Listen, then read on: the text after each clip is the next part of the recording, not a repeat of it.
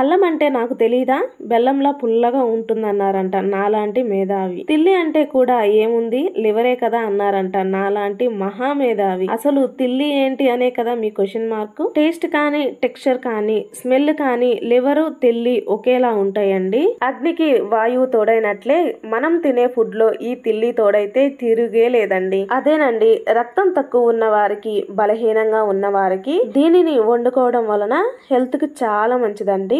ఒక్కొక్క చోట నెరుడు అని, ఒక్కొక్క చోట తిల్లి అని పిలుస్తుంటారండి దీనిని. ముదురు మేక తిల్లి కంటే కూడా చిన్నగా లేతగా ఉండే తిల్లి రుచి ఎక్కువగా ఉంటుందండి. ఈ నెరుని తీసుకొచ్చుకొని ఎక్కువ మంది వేపుళ్ళు చేసుకుంటుంటారండి. ఫస్ట్ టైం తిన్నవారైతే ఇంత టేస్టీ కర్రీని ఇన్ని రోజులు మిస్ అయ్యామా అనే విధంగా ఈ నెరుడుతో కర్రీని అయితే ప్రిపేర్ చేసుకుందాం. దానికోసం ముందుగా ఇలా నెరుడిని తీసుకొచ్చుకోండి మార్కెట్ నుండి. పూర్తిగా మీకు నెరుడు దొరకనట్లయితే కొన్ని లివర్ ముక్కలు కూడా యాడ్ చేసుకొని తెచ్చుకోండి. ఇది మాత్రమే సరిపోదు అనిపించినా కానీ కొంచెం లివర్ ని యాడ్ చేసి ఈ కర్రీని ప్రిపేర్ చేసుకోవచ్చు. సో నెరుని తీసుకొచ్చుకొని ఒక 4-5 సార్లు ఉప్పుతో, పసుపుతో, లెమన్ తో శుభ్రంగా 4-5 సార్లు వాష్ చేసుకున్నట్లయితే దానికి ఉండే నీచు వాసన పూర్తిగా తగ్గిపోతుందండి. ఆ తర్వాత మరుగుతున్న వాటర్ లో ఉప్పు, పసుపు అలాగే తిల్లిని యాడ్ చేసుకోండి. ఇక్కడ మనం వేపుడు చేయాలనుకున్నా కానీ, కర్రీని ప్రిపేర్ చేయాలనుకున్నా కానీ ముక్కలుగా కట్ చేసుకోవాలి కదా. ఈ నెరుని అలా కట్ చేసుకోవడానికి కుదరదండి. బ్లడ్ లీక్ అవుతుంటుంది, చాలా సాఫ్ట్ గా ఉంటుందండి లోపల. అది ముక్కలుగా రావాలి అన్నా, ముక్కలుగా కట్ చేసుకోవాలి అన్నా వేడి నీళ్ళలో ఇలా ఉడకబెట్టినట్లయితేనే లోపలిది హార్డ్ అవుతుందండి. వీడియో మీరు క్లియర్ గా చూస్తున్నట్లయితే బ్లడ్ లీక్ అవుతుంటుంది చూడండి ఒకసారి. సో అది మొత్తం హార్డ్ అయ్యేంత వరకు వేడి నీళ్ళలో ఉడికించుకొని వీడియోలో చూపిస్తున్న విధంగా చిన్న ముక్కలుగా కట్ చేసుకోవాలండి.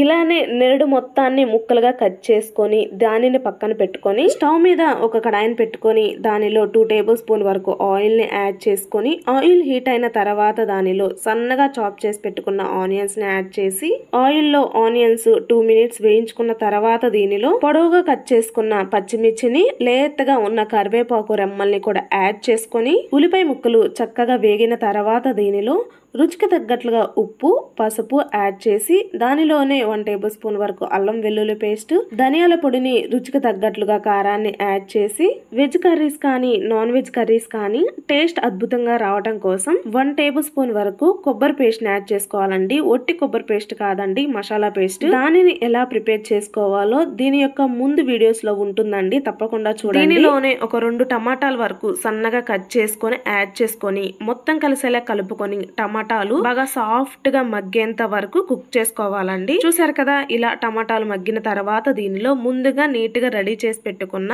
నెరుడు ముక్కల్ని తీసుకొని దీనిలోనే మంచి ఫ్లేవర్ కోసం ముక్కలు తింటుంటే హాయిగా ఉండటం కోసం కొత్తిమీరని కూడా యాడ్ చేసుకొని మొత్తం కలిసేలా కలుపుకొని అప్పుడే వాటర్ ని యాడ్ చేయకుండా పూర్తిగా లో ఫ్లేమ్ లోనే ఆయిల్ సపరేట్ అయ్యి ముక్కకు మసాలా ఫ్లేవర్స్ అన్ని పట్టేంత వరకు కుక్ చేసుకోవాలి. చూడండి, ఆయిల్ సపరేట్ అయ్యి ఇలా కుక్ అయిన తర్వాత దీనిలో మిగతా మటన్ ఏదైనా కుక్ అవ్వాల్సి ఉంటే కొంచెం గ్రేవీగా కావాలి అని అనుకుంటే తగినట్లుగా వాటర్ ని యాడ్ చేసుకోండి. ఇక్కడ నేను 1 గ్లాస్ వరకు వాటర్ ని అయితే యూజ్ చేస్తున్నాను. మొత్తం కలిసేలా కలుపుకొని ఈ స్టేజ్ లో స్పైసెస్ కానీ, ఉప్పు కానీ చెక్ చేసుకొని యాడ్ చేసుకొని ఆయిల్ సపరేట్ అయ్యి మంచి గ్రేవీ కన్సిస్టెన్సీ వచ్చేంత వరకు లో టు మీడియం ఫ్లేమ్ లో కుక్ చేసుకోండి. చూడండి, మంచి గ్రేవీ కన్సిస్టెన్సీతో ఎంత బాగుందో కదా. ఇప్పుడు కూడా నేను స్టవ్ ఆఫ్ చేయాలనుకోవట్లేదండి, ఇంకొంచెం దగ్గర పడేంత వరకు కుక్ చేయాలనుకుంటున్నాను. సో మీ టేస్ట్ కి తగ్గట్లుగా కుక్ చేసుకోండి. చూడండి, సెకండ్ టైం చూపిస్తున్నాను, కొంచెం దగ్గర పడింది. సో ఈ స్టేజ్ వరకు కుక్ చేసుకుంటే నాకు తినడానికి చాలా హాయిగా ఉంటుందండి. సో